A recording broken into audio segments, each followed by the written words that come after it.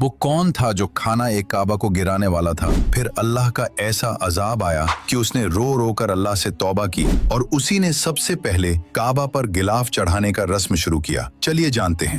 जो मुकद्दस गिलाफ हजारों सालों से खाना एक काबा पर चढ़ता आ रहा है। इस रिवायत की शुरुआत एक ऐसे बादशाह के हाथों से हुई जिसका नाम था तुब्बा। तुब्बा दरअसल एक लक़ब था जो यमन के बादशाहों को दिया जाता था। ये उस वक्त की बात है जब तुब्बा हेरी मदीने वालों का दिल जीतने के बाद मक्के की तरफ अपनी हजारों फौज के साथ रवाना हुआ। तो फौज के सरदारों ने तुब्बा को भड़काना शुरू कर दिया। वो सरदार कहने लगे, ए बादशाह, ये अरब का सबसे मशहूर शहर है, काबा में बड़े बड़े खजाने हैं, अगर आपने उसे फतेह कर लिया तो पूरी दुनिया में आपका नाम होगा। बादशाह खाना एक काबा की अजमत से बिल्कुल अनजान था। उसने सरदारों की बात मान ली और काबा को लूटने और गिराने का इरादा कर लिया। जैसे ही तुब्बा और उसकी फौज ने काबा पर हमले का इरादा किया तो उसी लम्हे उन सब में एक खौफनाक बीमारी फैल गई। फौजियों के जिस्मों में शदीद दर्द शुरू हो गया। न कोई उठ सकता था और न कोई चल सकता था। हजारों की फौज जो लम्हों में शहर फतह कर सकती थी, अब वो फौज जमीन पर तड़प रही थी। खुद बादशाह तुब्बा का भी यही हाल था। वो अपने खेमे में बेबस पड़ा था। कोई दवा काम नहीं आ रही थी। तुब्बा ने घबराकर दोनों यहूदी उलमा को बुलाया और पूछा कि ये क्या हो रहा है। उलमा ने कहा,